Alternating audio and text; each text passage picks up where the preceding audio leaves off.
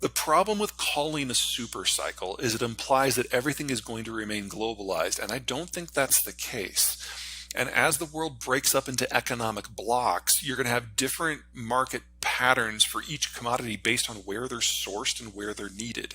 So Okay. in the case of the Western Hemisphere, which is probably going to be more or less one block, this is where most of the world's copper comes from, with Chile, to a lesser degree Bolivia, and then the United States and Canada being the big players. So when you're talking about the world needing to triple the amount of copper, we can't do that.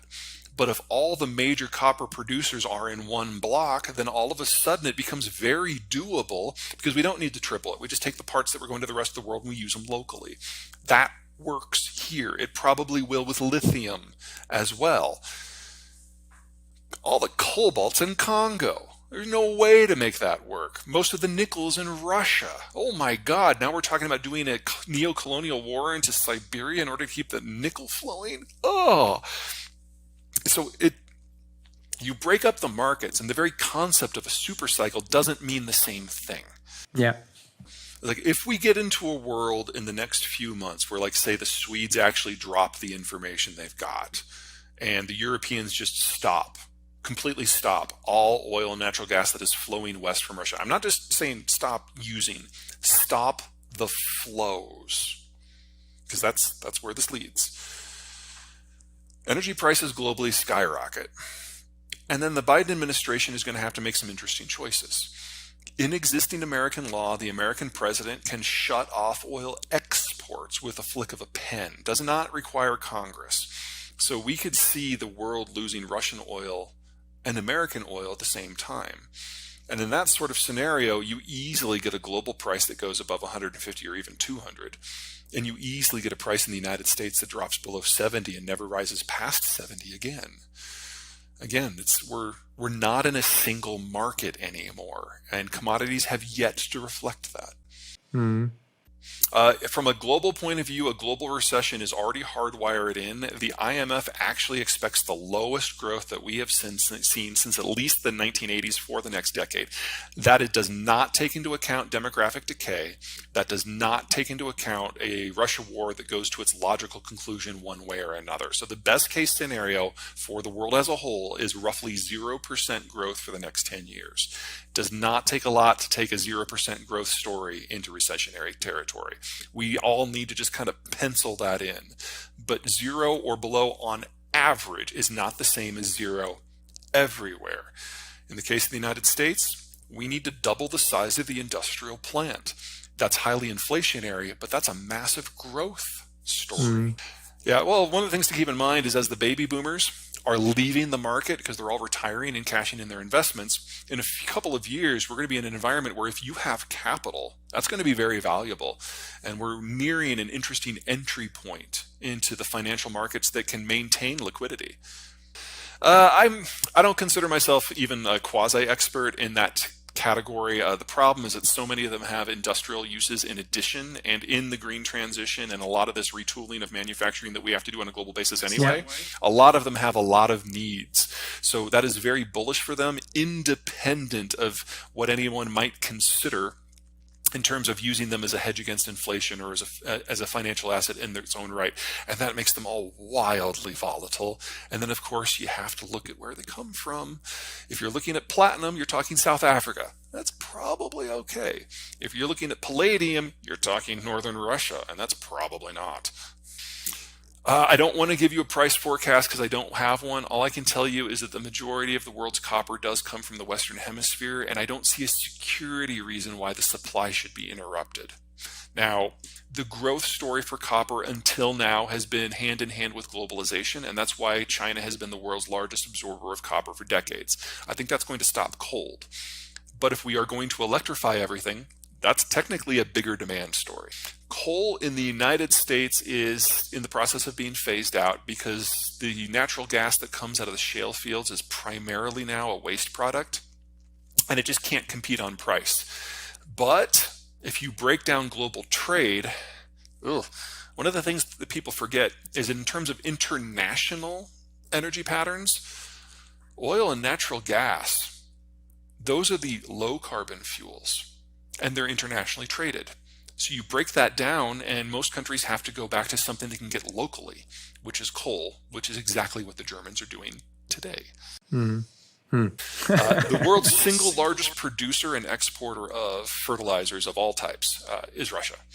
And specifically, nitrogen fertilizers are a subset of natural gas, or produced from natural gas. So as Russian energy falters, you should expect that to go away as well.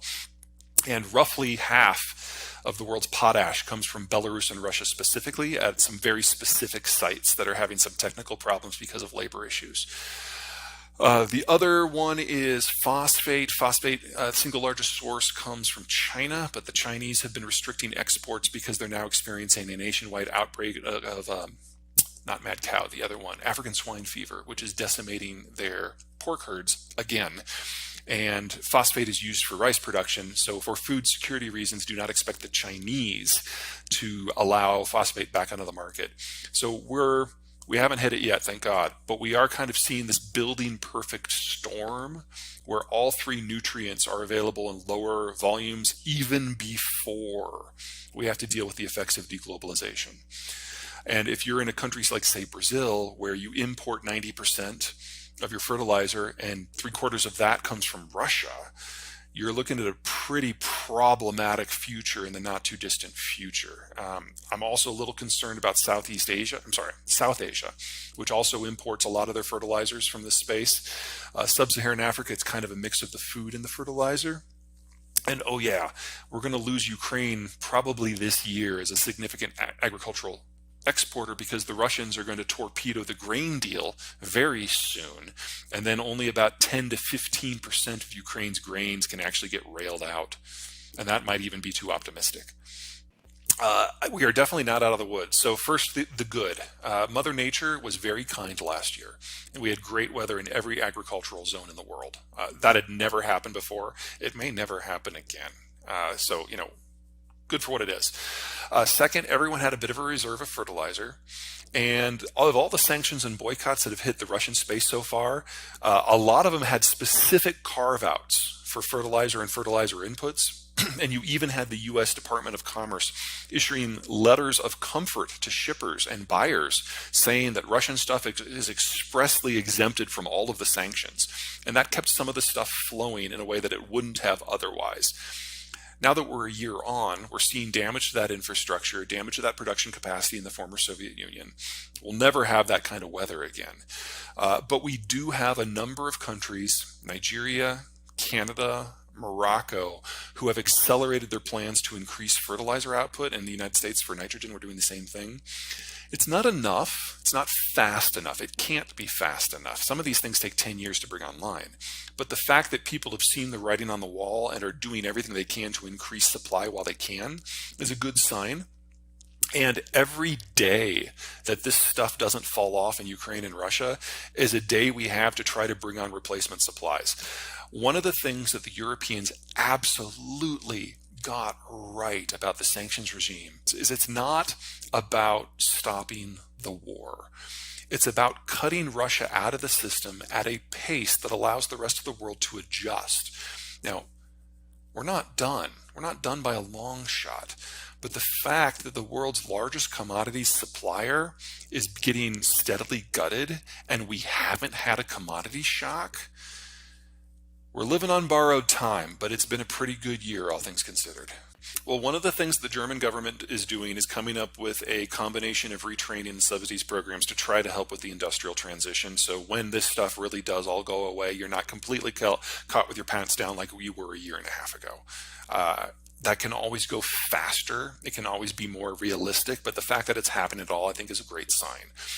In the United States, the thing that would help the most is building out processing capacity for any and all of the materials that are going to be necessary as we lose Russian and Chinese supplies. The Inflation Reduction Act, which is a stupid name for what it actually does, is actually our first step in that direction since the 1940s. And so it's inefficient and it's overly expensive and it's sloppy. But for the first time we've done it, it's not bad. People are pricing in, or at least thinking about, what's going on in the Russian space and where that leads. We are not seeing the same degree of forethought in the Chinese space. Now, yes, between COVID and Trump and now Biden, companies have come to the conclusion that China as a supplier of goods to the world is probably never going to regain the heights that they had. And most American investment specifically into the Chinese space today is about servicing the Chinese market. Most of that's going to be lost. And the sooner that we can start the adjustment to whatever's after China, the better. And as the Europeans have shown us, if you take steps early, you can reduce the shock. Where I'm not seeing a sufficient amount of preparation in China or among investors in China to get ready for that. So I think it's very likely that when China does go down, we're going to lose their processed materials and especially their electronics manufacturer more or less at the same time. And that's going to hurt like hell for everyone because that capacity just doesn't